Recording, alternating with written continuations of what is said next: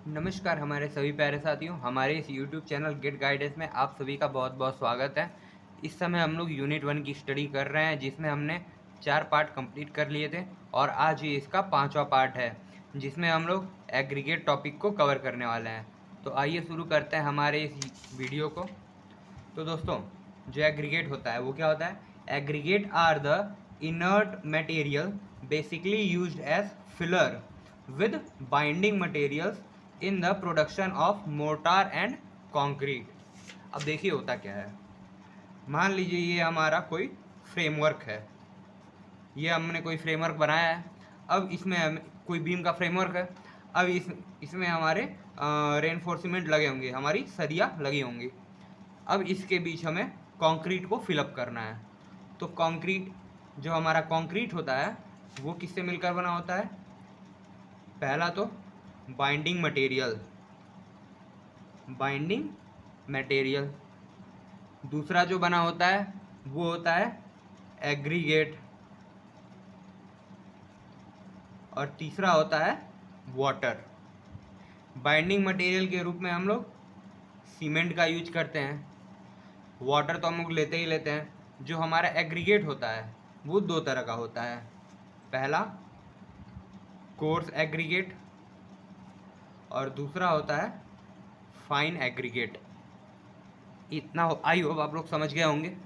अब ये जो कोर्स एग्रीगेट होता है ये इसके काफ़ी बड़े बड़े, ऐसे बड़े बड़े आपके वॉल्यूम को भरने का काम करता है, और इनके बीच जो ये गैप्स बच जाते हैं, ये गैप्स, इसमें हम लोग, इसमें जो फिलअप होता है वो होता है, सेट होता है, वो होता है फाइन एग्रीगेट और सीमेंट।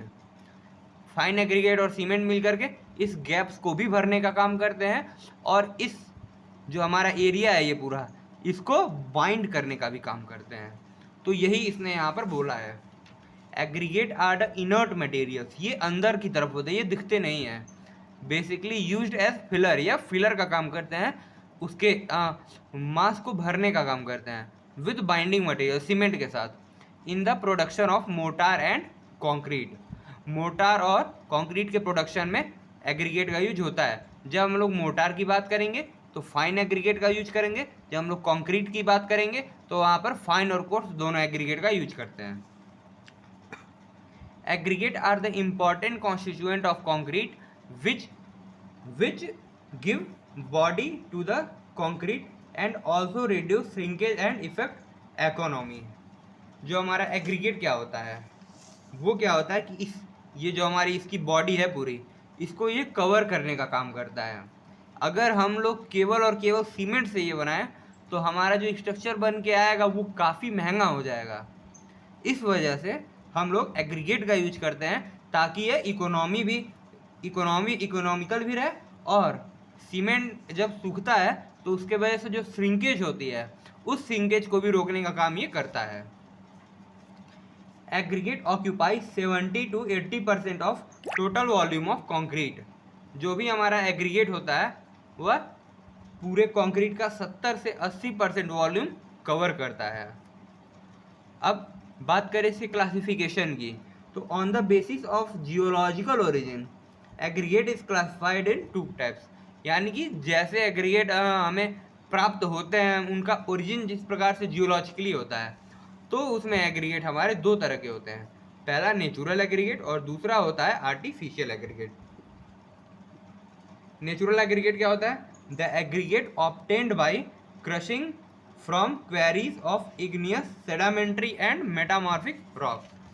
जैसा कि हमने आपको यूनिट 1 में बताया था, यूनिट 1 में, कि आपके जो रॉक्स होते हैं ये 3 तरह के होते हैं।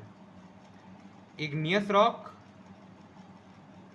रॉक, दूसरा होता है मेटामॉर्फिक रॉक, और तीसरा होता है सेडामेंट्री रॉक। ये हमारे 3 तरह के रॉक होते हैं। अब खदानों में से इन रॉक को निकाल करके इनको जब तोड़ा जाता है जॉ क्रशर के द्वारा, ये कुछ इस टाइप का जॉ क्रशर होता है यहाँ पर, और जिसमें ये फिक्स प्लेट होती है और ये मूवेबल प्लेट होती है। तो जॉ क्रशर के द्वारा हम लोग काफ़ी बड़े बड़े बोल्डर्स इसमें डालते हैं, और ये काफ़ी छोटे छोटे एग्रीगेट हमारे निकल करके आते हैं। जैसी हमें साइज की रिक्वायरमेंट होती है उस साइज के अकॉर्डिंग हम इसको सेट कर लेते हैं। तो वही इसने बोला है, the aggregate obtained by crushing from queries of igneous, sedimentary and metamorphic rock. Best quality aggregate in concrete is obtained from igneous rock. जो igneous rock होती है इनकी स्ट्रेंथ काफ़ी अधिक होती है, इसी वजह से कंक्रीट के लिए हमें जो बेस्ट रॉक प्राप्त होते हैं वो igneous rock के थ्रू प्राप्त होते हैं उनके स्टोन्स से। अब आर्टिफिशियल एग्रीगेट क्या होता है? Broken bricks, blast furnace slag और synthetic aggregate or artificial aggregate. जो आर्टिफिशियल एग्रीगेट होते हैं ये मैनमेड के द्वारा बनाए जाते हैं। और इसकी ज़रूरत क्यों पड़ी आर्टिफिशियल एग्रीगेट की, ये समझिए। क्योंकि हमारी क्वेरीज लिमिटेड हैं, क्वेरीज क्या है हमारी लिमिटेड हैं। अब हमारा प्रोडक्शन जो हो रहा है हमारे आसपास वो काफ़ी तेज़ी के साथ हो रहा है, जिसकी वजह से इनकी जो मात्रा है वो काफ़ी ज़्यादा घट गई है, घटती जा रही है। तो इन फ्यूचर इसकी कमी ना पड़े इसी के लिए हमारा आर्टिफिशियल एग्रीगेट को प्रपोज किया गया। इनकी ये हमेशा कोशिश की जा रही है, अभी रिसर्च चल रही है कि इनकी जो स्ट्रेंथ है वो हमारे नेचुरल एग्रीगेट के बराबर लाई जा सके। Now according to size aggregate is classified in two types. अगर हम लोग साइज की बात करें तो हमारे एग्रीगेट दो तरह से क्लासीफाई होते हैं, कोर्स एग्रीगेट और फाइन एग्रीगेट। कोर्स एग्रीगेट और फाइन एग्रीगेट। कोर्स एग्रीगेट का साइज 4.75 mm से अधिक होता है और फाइन एग्रीगेट का साइज 4.75 mm से कम होता है। इसमें हम आपको बता रहे हैं, अगर हमें लिखना हो पूरा क्लासिफिकेशन, बिकॉज SSC, इसमें ये क्या होता है? बोल्डर। CU को हम लोग क्या कहते हैं? कोबल। G होता है ग्रेवल। S होता है सैंड। दूसरा वाला S होता है सिल्ट। और ये होता है क्ले। इसमें बोल्डर का साइज 300 mm होता है, 300 mm या उससे अधिक होता है। जो कोबल होता है वो 80 से 300 mm होता है। जो हमारा ग्रेवल होता है वो होता है 20 से 80 mm। जो हमारा सैंड होता है वो लगभग 4.75 mm के आसपास का होता है। जो सिल्ट होता है वो 75 माइक्रोन से, जो हमारा 75 माइक्रोन है लगभग उसके आसपास सिल्ट होता है। और क्ले जो होता है वो 75 माइक्रोन से भी छोटा होता है। तो ये हो गया आपका क्लासिफिकेशन। इसको याद रखने का तरीका क्या है? Because SSC, boulder, cobble, gravel, sand, silt और क्ले। अब बात करते हैं फाइन एग्रीगेट की। तो जैसा कि आपने यहाँ पे देख लिया, कोर्स एग्रीगेट नॉर्मल अगर कहें तो 4.75 mm से अधिक के साइज। अगर हम लोग इसकी सीव एनालिसिस करते हैं तो अगर ये 4.75 mm से अधिक इसकी चलनी पर जो भी उस पर सीव पर जो भी रुकेंगे वो हमारे कोर्स एग्रीगेट के अंदर आ जाएंगे। और 4.75 mm से जो छन करके आ जाएंगे वो हमारे फाइन एग्रीगेट कहलाते हैं। अब पहले देख लेते हैं फाइन एग्रीगेट की।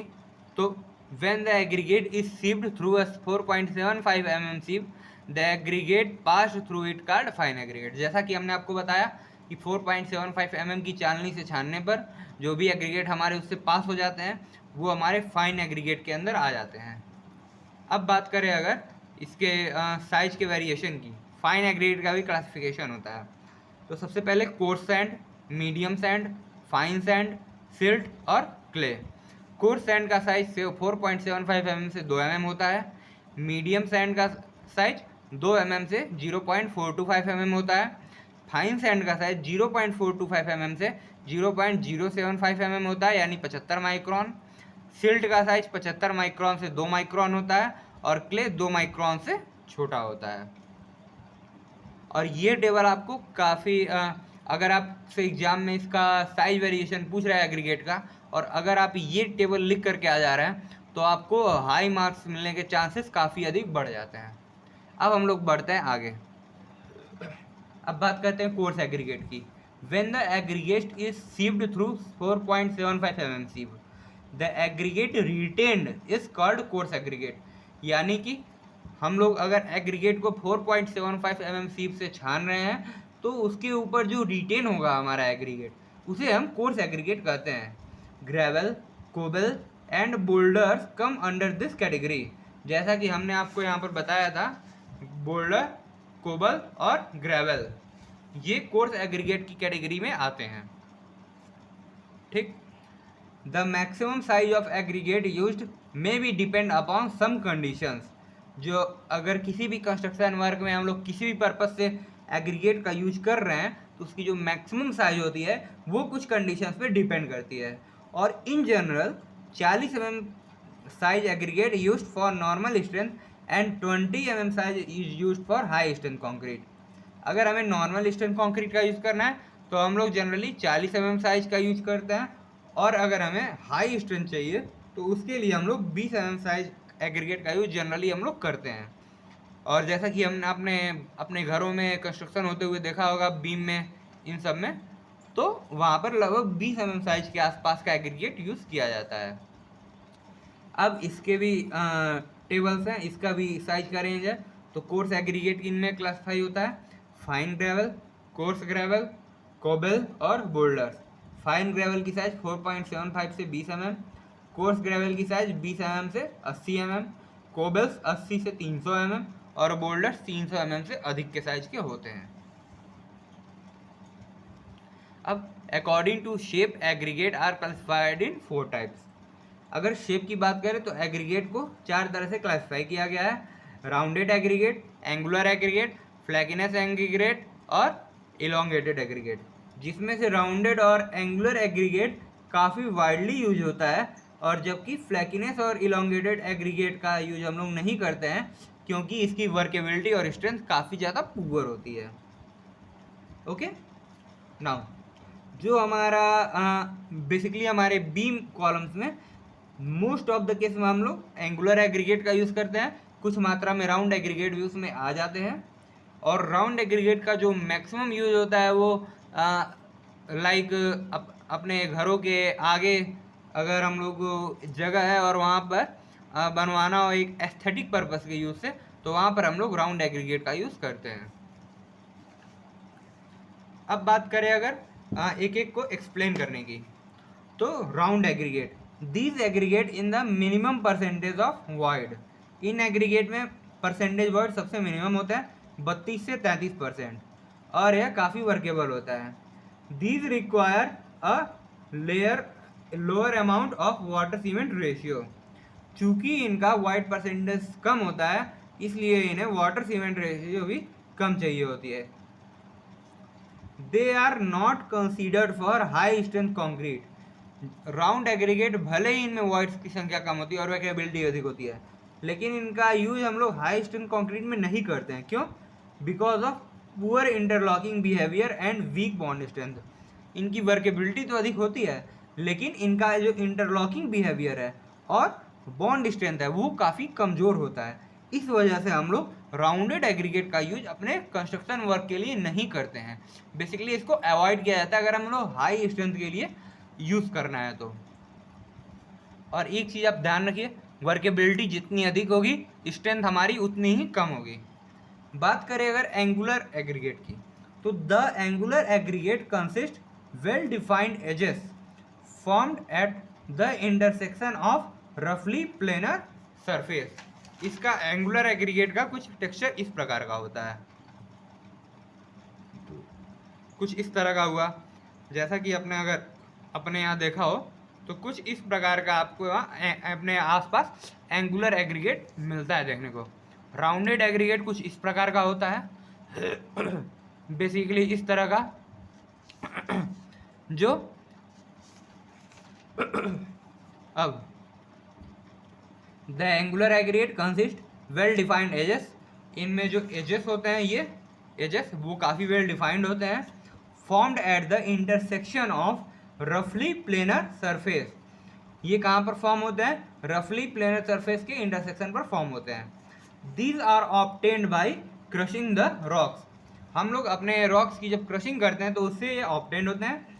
इनमें वाइट्स परसेंटेज काफ़ी अधिक होते हैं, 38 से 45%।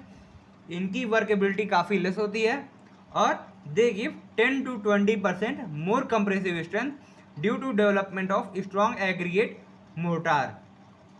इनमें बॉन्ड स्ट्रेंथ और इंटरलॉकिंग काफ़ी अधिक होती है, इसलिए वो नॉर्मल एग्रीगेट की तुलना में 10 से 20% अधिक कंप्रेसिव स्ट्रेंथ कंक्रीट को प्रदान करते हैं। बात करें अगर फ्लैकीनेस एग्रीगेट की, when the aggregate thickness is smaller when compare with width and length of that aggregate, it is said to be flaked aggregate. Flakiness aggregate कुछ इस प्रकार का होता है, जैसा कि आप देख पा रहे हैं इसकी लेंथ और विड्थ काफ़ी है, काफ़ी अधिक है, और ये रही इसकी थिकनेस। तो लेंथ और विड्थ की तुलना में इसकी ये जो थिकनेस है, ये जो थिकनेस है ये काफ़ी कम है। इस वजह से ये हमारे कौन सा आएगा? फ्लैकीनेस एग्रीगेट। अगर आप एग्जाम में ये सब फिगर्स बना देंगे तो आपके नंबर मिलने के चांसेस काफ़ी अधिक हो जाएंगे। When the least dimension of aggregate is less than 60% of its mean dimension, it is said to be flackiness aggregate. Least dimension क्या होता है? जो सबसे कम डायमेंशन होती है, और मीन डायमेंशन क्या होता है? जो उसकी एवरेज डायमेंशन होती है। तो अगर इसका लीस्ट डायमेंशन उसके एवरेज डायमेंशन के 60% से कम है तो वह हमारा एग्रीगेट फ्लैकीनेस एग्रीगेट के अंडर में आएगा। और इसका यहाँ पर ये फॉर्मूला भी है 3/5 ऑफ एवरेज साइज। बात करें अगर इलोंगेटेड एग्रीगेट की, when the length of aggregate is longer than other two dimension then it is called elongated aggregate. यानी कि अगर जो हमारा एग्रीगेट है इसका लेंथ अदर टू डायमेंशन की तुलना में काफ़ी अधिक है तो उस केस में हम लोग उसको हम लोग कहते हैं इलोंगेटेड एग्रीगेट। या फिर the length of aggregate is greater than 180% of its mean dimension। जैसे कि आपका कुछ इस प्रकार से हो गया, ये यहाँ पर आप देख पा रहे हैं कि इसकी लेंथ काफ़ी अधिक है और इसकी विड्थ और इसकी थिकनेस ये काफ़ी कम है। इस वजह से इसको हम लोग कहेंगे इलोंगेटेड एग्रीगेट। तो वही कह रहा है, अगर हमारी इसका लेंथ 180% होता है मीन डायमेंशन, तो उस केस में हम लोग उसको इलोंगेटेड एग्रीगेट कहेंगे। बात करें अगर ग्रेडिंग ऑफ एग्रीगेट की, ये काफ़ी इंपॉर्टेंट टॉपिक है। इस चैप्टर से जो भी आ सकता है, या तो आपको एग्रीगेट का क्लासिफिकेशन पूछ ले, एग्रीगेट की ग्रेडिंग पूछ ले, या फिर आपको एग्रीगेट की कोई एक टेस्ट पूछ ले। Grading of aggregate is one of which is made of stone of different sizes ranging from small to larger so as to have minimum of air voids। अब समझिए इसमें होता क्या है। जैसे मान लीजिए कि ये हमारा कोई फॉर्मवर्क है, अब इसमें हम लोग ऐसा साइज कॉम्बिनेशन लेते हैं कि इनमें जो वाइड्स फॉर्म हो वो काफ़ी मिनिमम हो। जैसा कि आप देख पा रहे हैं कि इसमें काफ़ी अलग अलग साइज के भी एग्रीगेट आपको इसमें दिखाए जा रहे हैं।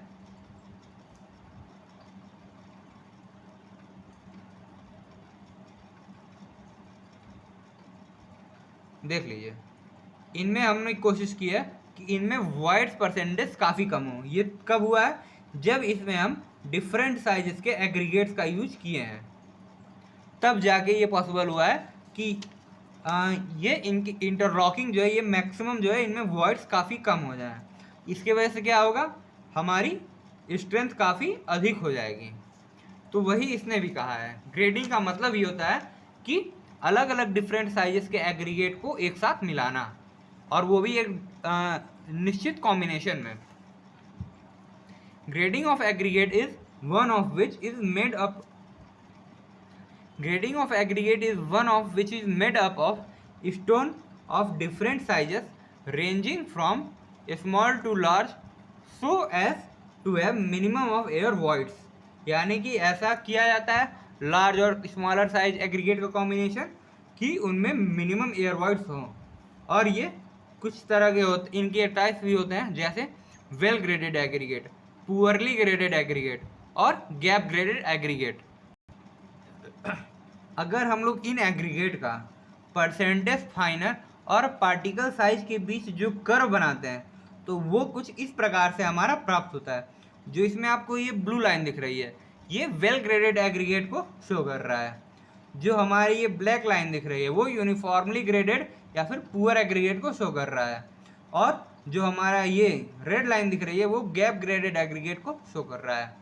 इसका हम लोग एनालिसिस कैसे करते हैं, ये इस साइड पर हमारी पार्टिकल साइज जा रही है और जो ये हमारा कर्व बन रहा है ये लगभग स्ट्रेट है, तो यानी कि लगभग एक ही साइज के, ये अप्रॉक्स एक साइज है, इसमें सभी एक साइज के नहीं होंगे, थोड़ी बहुत वेरिएशन हो सकती है। इसी वजह से यूनिफॉर्मली ग्रेडेड ये एग्रीगेट है या फिर पुअर ग्रेडेड एग्रीगेट भी इसको कहते हैं।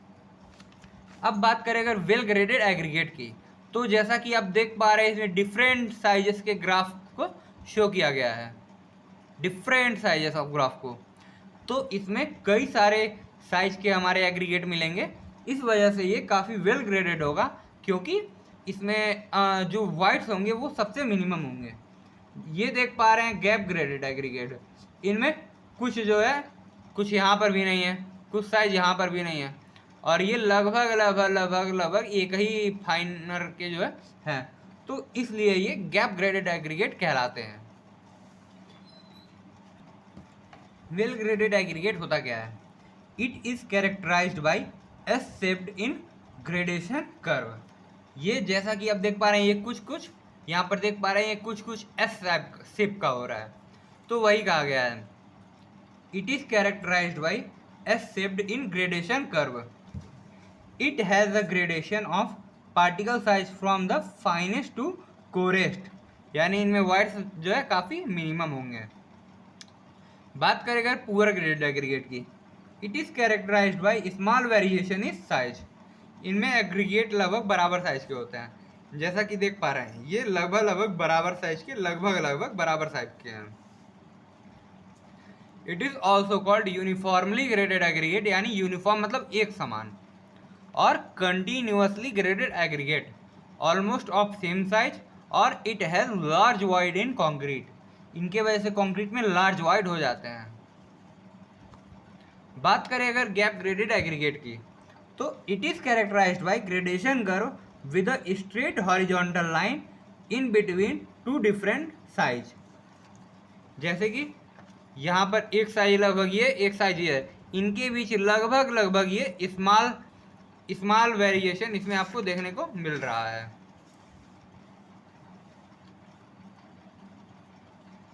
It is characterized by gradation curve with a straight horizontal line in between two different sides. It consists of aggregate particle in which some intermediate particle size is missing. इनके बीच कुछ intermediate particle size miss कर रहे होंगे। अब हम लोग आ जा रहे हैं टेस्ट ऑफ एग्रीगेट। ये इसकी टेस्टिंग जो है काफ़ी इंपॉर्टेंट आपके सेमेस्टर्स के लिए है। सबसे पहला क्रशिंग टेस्ट या फिर aggregate crushing value ACV। This test is performed on single size aggregate passing through 12.5 mm sieve and written on 10 mm sieve। जो हमारा क्रशिंग स्ट्रेंथ टेस्ट होता है, इनमें क्या करेंगे कि हमारी दो सीव रहेंगी, एक 12.5 mm और जो दूसरी रहेगी वो होगी 10 mm। अब हम लोग एग्रीगेट को पास कराएंगे, तो जो एग्रीगेट इससे पास हो जाएगा और इस पर रुक जाएगा, उस एग्रीगेट को हम लोग अपने क्रशिंग स्ट्रेंथ वैल्यू के लिए टेस्ट के लिए रखेंगे। This test is perform on single size aggregate passing through 12.5 mm sieve and written on 10 mm sieve। Apply 40 ton load and crush the aggregate. इस पर 40 टन का लोड लगाते हैं और एग्रीगेट को क्रश करते हैं, और वो जो और इसका जो फार्मूला होता है percentage ACV aggregate crushing value, वो होता है W2/W1 × 100, जहाँ पर W1 इनिशियल वेट होता है और W2 weight of sample passing through 2.36 mm सीव। होता क्या है कि जब हम लोग इसको 40 टन का लोड लगाते हैं और उसके बाद उसमें से कुछ एग्रीगेट चूर हो जाते हैं, उनका चूरा बन जाता है, तो उसको हम लोग 2.36 mm सीप से छान लेते हैं और जितना उससे पास हो जाता है उसको हम लोग वेट कर लेते हैं, वो वेट हमारा W2 आता है। इसका रिजल्ट सबसे ज़्यादा इम्पॉर्टेंट है क्योंकि पेवमेंट कंस्ट्रक्शन के लिए एग्रीगेट क्रशिंग वैल्यू 30% से ज़्यादा नहीं होनी चाहिए और अदर कंस्ट्रक्शन के लिए 45% से ज़्यादा नहीं होनी चाहिए। अब देखिए ऐसा होता क्यों है। ये हमारा पेवमेंट है, ये हमारा रोड है, इस पर कई सारी गाड़ियाँ चलेंगी, इस पर लगातार इस पर कंटिन्यूसली एक तरह से क्रशिंग लोड आता रहेगा। तो अगर ये हमारी वैल्यू 30% से अधिक हो गई, 30% से ये अधिक हो गई एग्रीगेट क्रशिंग वैल्यू, तो क्या होगा, ये हमारा बहुत ही जल्दी सड़क टूट जाएगी। इस वजह से जो हमारे CRRI ने है, हमारे जो भी हमारे MORTS और बाकी सब ने मिल करके इसको सेट किया हुआ है स्टैंडर्ड कि एग्रीगेट क्रशिंग वैल्यू 30% से अधिक नहीं होनी चाहिए पेवमेंट कंस्ट्रक्शन के लिए, और अदर कंस्ट्रक्शन वर्क के लिए इसकी वैल्यू 45% से अधिक नहीं होनी चाहिए। सेकेंड है एग्रीगेट इम्पैक्ट टेस्ट यानी AIV।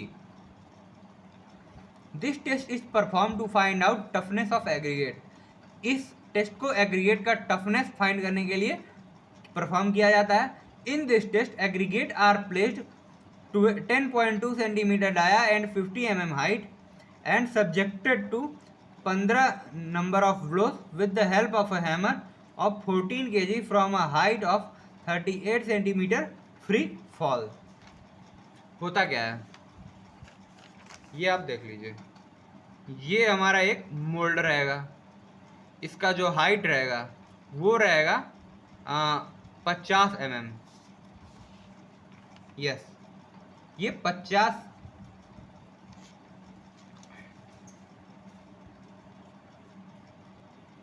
ये हमारी 50 mm की हाइट का एक मोल्ड होता है यानी 5 सेंटीमीटर, और इसका ये जो डाया होता है वो होता है 10.2 सेंटीमीटर। इस मोल्ड में हम लोग एग्रीगेट को भर देते हैं। In this test aggregate are placed 10.2 centimetre dia and 5 centimetre height and subjected to 15 number of blows.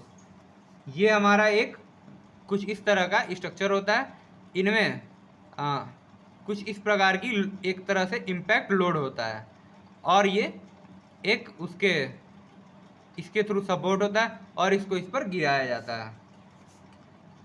15 number of blow हमें करना है, 15 बार इसको इम्पैक्ट करना है with the help of a hammer of 14 kg। ये यहाँ पर ये एक हैमर लगा होता है 14 किलो का, from a height of 38 centimetre free fall. इसकी लगभग अगर हम बनाएं इसका फिगर कुछ, ये देखिए ये कुछ इस प्रकार का होता है, इस तरह का कुछ थोड़ा बहुत इस प्रकार का सेटअप होता है। ये हमारा जो मोल्ड होता है, इसका जो डाया होता है वो 10.2 सेंटीमीटर होता है और इसकी जो हाइट होती है वो होती है 5 सेंटीमीटर। इसमें जो हैमर यूज होता है वो होता है 14 किलो का, और इसकी यहाँ से जो हाइट होती है, यहाँ से हाइट ये होती है 38 सेंटीमीटर। ठीक, अब क्या करेंगे, इस हैंडल को पकड़ करके उठाएंगे और इसको फ्री फॉल इस पर करा देंगे। इस पर इसको हम फ्री फॉल करा देंगे, 15 बार फ्री फॉल कराएंगे और इसके बाद क्या होगा, इसके बाद क्या होगा कि वो हमारा एग्रीगेट का क्रशिंग हो जाएगा, वो टूट जाएगा कुछ। तो इसकी जो परसेंटेज वैल्यू निकालते हैं वो W2/W1 × 100 होता है, जहाँ पर W1 हमारा इनिशियल वेट होता है और W2 weight of sample passing through 2.36 mm सीप।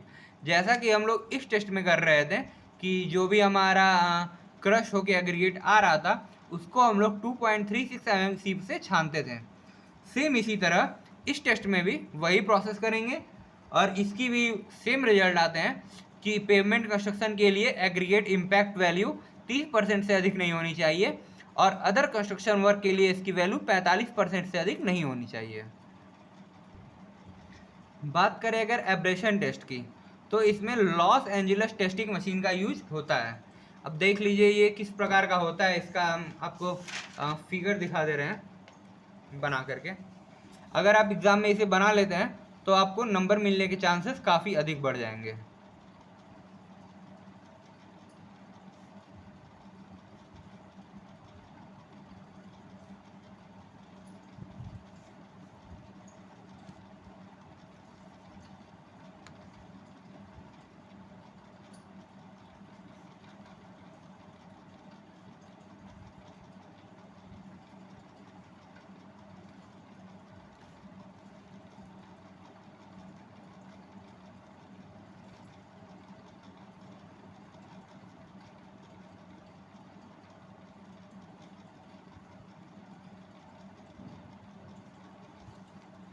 ये देखिए होता क्या है, लॉस एंजलिस मशीन इस तरह का एक ड्रम होता है। इसमें ये सॉफ्ट होते हैं जो इसको घुमाने का काम करते हैं। इसी के अबाउट ये मशीन घूमती रहती है। यहाँ पर एक इलेक्ट्रिक सेटअप होता है जो इसके नंबर ऑफ राउंड को काउंट करता है। यहाँ पर इसी को खोल करके इसमें 12 स्टील की बॉल्स डाली जाती हैं, 12 स्टील की बॉल्स, और उसके बाद एग्रीगेट को इसी में डाल दिया जाता है। और घुमाने के कुछ निश्चित टाइम पीरियड के बाद घुमाने पर जो भी हमारे एग्रीगेट आते हैं वो इस तरह का यहाँ पर एक कंटेनर होता है, इसी में उसको छान लिया जाता है। कुछ इस प्रकार का हमारा लॉस एंजलिस टेस्टिंग मशीन होता है। अब लॉस एंजलिस टेस्टिंग मशीन का इसमें यूज करते हैं। In this test aggregate are placed in iron cylinder drum. इसमें जैसा कि आपको यहाँ पर दिखाया गया था, जैसा कि आप यहाँ पर देख लीजिए, ये आयरन सिलेंडर के ड्रम में एग्रीगेट को भर दिया जाता है विद 6 से 12 स्टील बॉल्स ऑफ 390 से 445 ग्राम वेट एंड 48 डाया। इसमें जो एग्रीगेट होता है, एग्रीगेट के लिए हम लोग स्टील बॉल्स डालते हैं।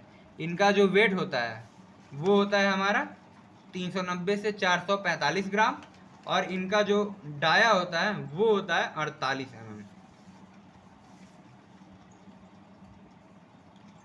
It is rotated eight 33 RPM 500 times. 33 RPM पर 500 बार हम लोग इसको रोटेट करते हैं, ये हम लोग मशीन में सेट कर देते हैं। After that weight of aggregate passing 1.76 mm sieve is calculated.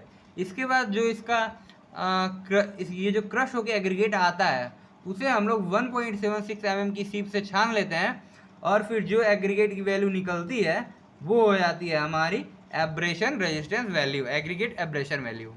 यहाँ पर W2 क्या है, W1 क्या है, इनिशियल वेट, और W2 weight of sample passing through 1.7 mm सीव।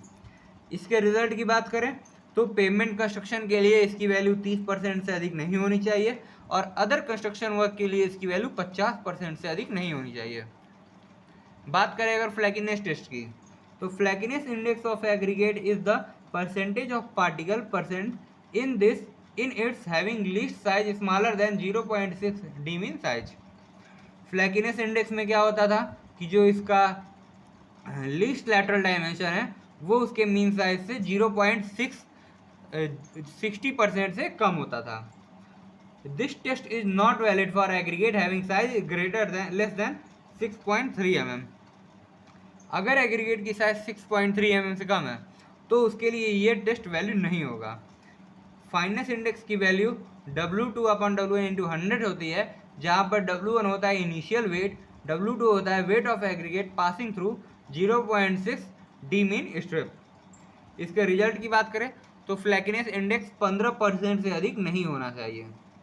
Elongation index की बात की जाए तो यह greater than 1.8 mm 1.8 d mean size होता है। इसका लीस्ट लैटरल डायमेंशन उसके मीन डायमेंशन का 1.8 गुना होता है, और यह होता है W2/W1 गुणे 100, जहाँ पर W2 क्या होता है रिटेन थ्रू 1.8 मीन साइज, यानी कि 1.8 गुणे अगर साइज से ये रिटेन हो जा रहा है तो फिर उसका जो वैल्यू होगी उसको हम लोग यहाँ से कैलकुलेट कर लेंगे, और इसकी भी वैल्यू 15% से अधिक नहीं होनी चाहिए। अब बात करें स्पेसिफिक ग्रेविटी टेस्ट की, तो aggregate used in concrete should have specific gravity 2.6 to 3, यानी कि स्पेसिफिक, इसमें जो स्पेसिफिक ग्रेविटी यूज़ करते हैं वो 2.6 से 3 के एग्रीगेट का यूज़ करते हैं। वाटर एब्जॉर्प्शन टेस्ट की बात की जाए तो if aggregate is used in concrete absorption capacity of aggregate is less than 10%, यानी कि जो भी हम लोग एग्रीगेट यूज़ कर रहे हैं उसकी वाटर एब्जॉर्प्शन 10% से कम होना चाहिए। If aggregate is used in bitumen pavement, अगर बिटुमिन पेवमेंट में यूज हो रहा है तो यह 0.5 से 1% ही होनी चाहिए।